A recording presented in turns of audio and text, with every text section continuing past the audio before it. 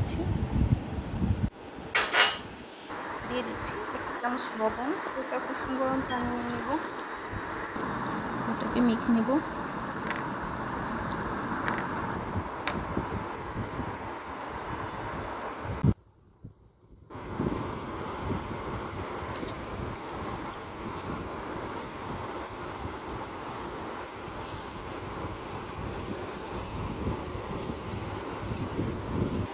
উপরে একটু তেল দিয়ে, উপরে একটু সয়াবিন তেল দিয়ে নেব।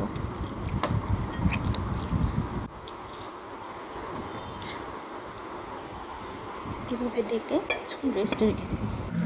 এরকম একটা হাঁড়িতে ডাল ধুয়ে সামান্য একটু পানি নিয়ে নেব, দিয়ে দিচ্ছি সামান্য একটু হলুদ, সামান্য একটু লবণ দিয়ে দিচ্ছি, একটা আস্ত কাঁচামরিচ, এবং এটাকে সিদ্ধ করে নেব। আপনারা চাইলে শুকনো মরিচও ব্যবহার করতে পারেন।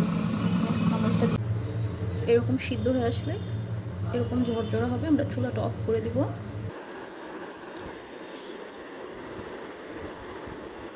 হালকা পানি শুকানোর পর এরকম ঝরঝরা থাকবে।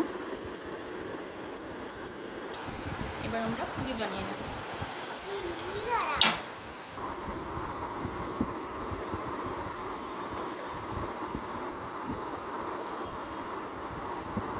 ছোট ছোট করে রোল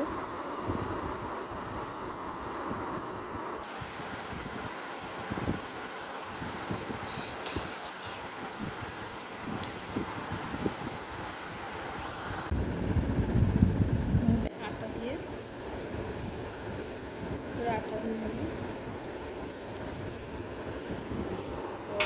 ভিতরে আটা দিয়ে নেব।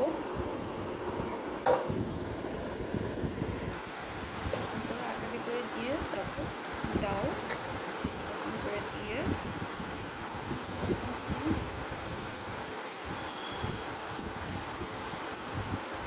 আটার মুখটা বন্ধ করে নেব।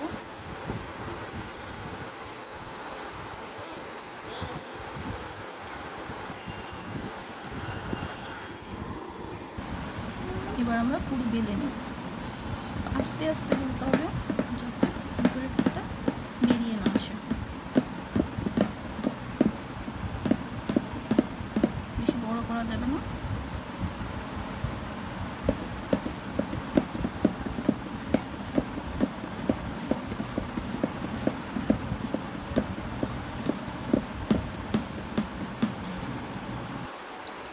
এরকমভাবে আমরা আরও কিছু পুরি বানিয়ে নেব।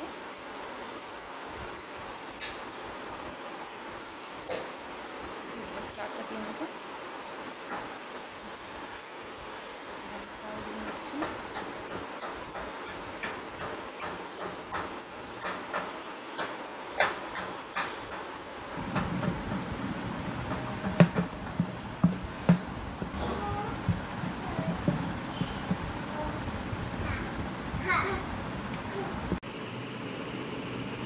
সবগুলো পুরি বানিয়ে নিলাম। এবার ফ্রাই প্যানে তেল গরম করে নেব।